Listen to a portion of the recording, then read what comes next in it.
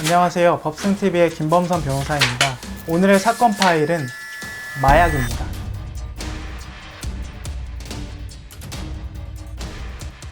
의뢰인이 특이하게 외국인이었던 사건이었습니다.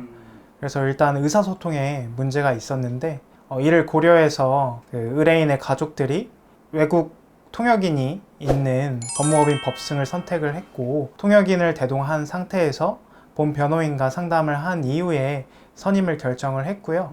그 의뢰인의 사안은 일단은 마약을 매수를 하고 투약을 하고 소지를 하였다는 다양한 혐의를 받고 있었습니다.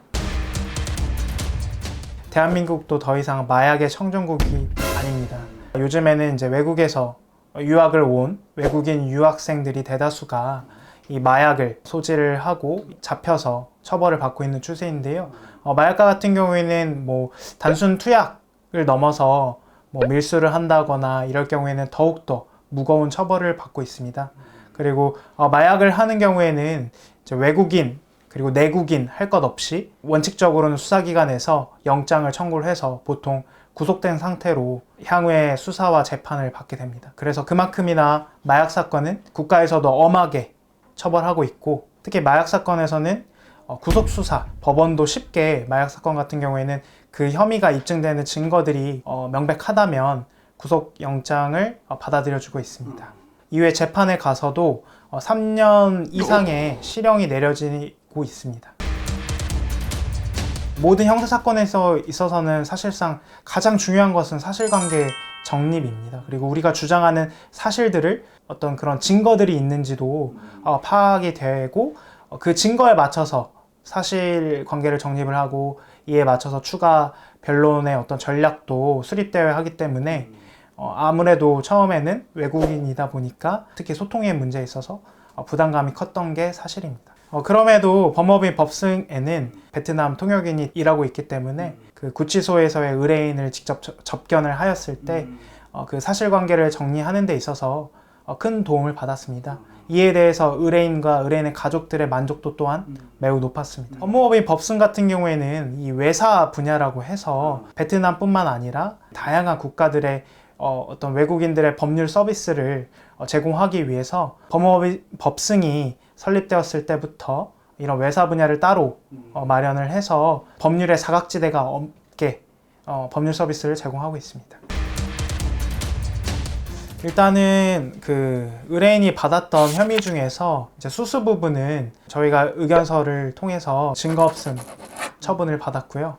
의뢰인의 경우 이제 초범이고, 그다음에 두 아이의 엄마이고, 이제 베트남에서 한국으로 온 이후로 경제상의 어려움으로 인해서 유흥주점에서 일했던 경위, 유흥주점에 방문한 고객들이 마약을 권유를 하고, 그런 과정에서 어쩔 수 없는 상황임을 피력을 많이 했습니다. 의뢰인이 일단 마약 관련해서 특히 투약과 관련해서 치료를 받겠다는 의지도 강하게 갖고 있고, 그다음에 남편의 어떤 탄원 이런 것들을 모두 피력을 해서 재판부에게 선처를 발했고, 이 점이 받아들여져서 사안이 엄중함에도 불구하고 징역 1년에 집행유예 2년을 받을 수 있었습니다. 마약에서 양형 기준표라는 게 있습니다. 과연 이 사람이 얼마만큼의 처벌을 받을 것인가, 가중 요소가 있고 이제 감형 요소가 있는데, 마약 사건을 많이 다뤄본 변호사는 죄를 인정하더라도 감형을 받을 수 있는 요소, 그리고 그 마약의 양도 중요한데요. 그 마약의 양도 그렇게 크지는 않았습니다. 그래서 전문적으로 이 마약을 취급을 해서 판매를 해서 경제적 이윤을 얻는 그런 경우는 아니었기 때문에 이 부분도 재판부에 피력을 했습니다. 마약 사건이라는 것이 일단은 이제 체포영장이 발부가 돼서 체포가 되고, 그 현장에서 이제 증거물들이 다 압수가 되기 때문에 어떠한 다른 사건보다도 명백한 증거가 많은 편입니다. 특히나 마약 사건 같은 경우에는 법원에서 이제 압수수색 영장이나 아니면 체포영장이나 그런 인신을 구속하고 구금하는 영장들이 잘 나오는 편입니다. 실무상으로도. 변호인의 조력도 미처 받기 전에 관련 객관적인 증거들이 다 확보가 되기 때문에 마약 사건의 어떤 혐의 자체를 부인하기는 어려운데, 다만 본인이 저질렀던 행위보다 더 많은 양의 마약을 뭐 수입했다거나 소지를 했다거나 투약을 했다거나 그런 경우가 있기 때문에 무조건적으로 어떻게 뭐 이 부분을 인정할 것이 아니라 이제 마약 사건을 많이 다뤄본 형사 전문 변호사를 찾아가서 이 사안의 경우 과연 어떠한 점을 다툴 수 있고 어떠한 점을 인정하고 선처를 구해야 할지 그 부분을 명확하게 구분을 하고 향후에 어떤 전략을 수립하시길 바랍니다. 법승TV 오늘은 여기까지입니다.